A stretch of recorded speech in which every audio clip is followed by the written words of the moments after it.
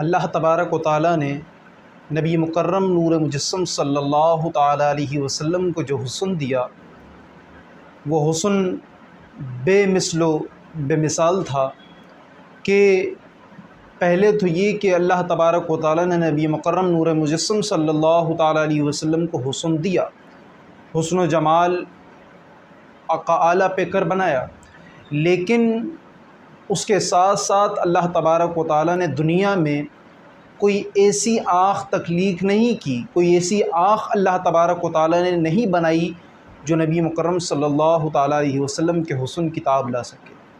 نبی مکرم نور مجسم صلی اللہ تعالیٰ علیہ وسلم کو دیکھ سکے۔ اللہ تبارک و تعالیٰ نے کوئی ایسی آنکھ تخلیق ہی نہیں کی۔ امام زرقانی اور دیگر ائمہ نے لکھا کہ نبی مکرم نور مجسم صلی اللہ تعالیٰ علیہ وسلم کا جو حسن ہے وہ اللہ تبارک و تعالیٰ نے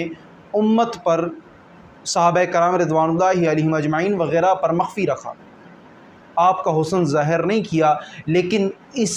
بات کے بعد بھی، یعنی آپ کا حسن ظاہر نہ کرنے کے بعد بھی نبی مکرم صلی اللہ تعالیٰ علیہ وسلم کے حسن کا عالم یہ ہے کہ حضرت عمر بن العاص فرماتے ہیں کہ میں نے کبھی نبی مکرم صلی اللہ تعالیٰ علیہ وسلم جیسا حسین ترین شخص نہیں دیکھا، لیکن جب مجھ سے لوگ نبی مکرم صلی اللہ تعالیٰ علیہ وسلم کے بارے میں سوال کرتے، آپ کے محامد، آپ کے محاسن کے بارے میں مجھ سے سوال کرتے تو میں ان کو جواب نہ دے پاتا۔ وجہ کیا ہے؟ وجہ یہ بیان کرتے ہیں کہ میں نے آج تک نبی مکرم صلی اللہ تعالیٰ علیہ وسلم کو نہیں دیکھ پایا، مطلب دیکھنے کے بعد میں ان کو اتنی غور سے نہ دیکھ سکا، اتنے قریب سے ان کو اتنا غور سے، مطلب دیر تک ان کو نہ دیکھ سکا کہ میں ان کے حسن کی تاب نہ لا سکا۔ میں جب حضور کو دیکھتا، حضور کی طرف غور کرتا تو میں آپ کے حسن کی تاب نہ لا سکتا اور میں اپنی نگاہوں کو نیچے کر لیتا۔ تو چنانچہ میں جب مجھ سے کوئی سوال کرتا کہ حضور کے محامد و محاسن بیان کرو تو میں نہیں کر سکتا تھا، کیونکہ میں نے کبھی حضور کے چہرہ انور کو تاب ہی نہ لا سکا۔ اسی طرح حضرت حسان بن ثابت کہتے ہیں کہ جب کوئی نبی، انہوں نے اپنے بارے میں بھی کہا اور دیگر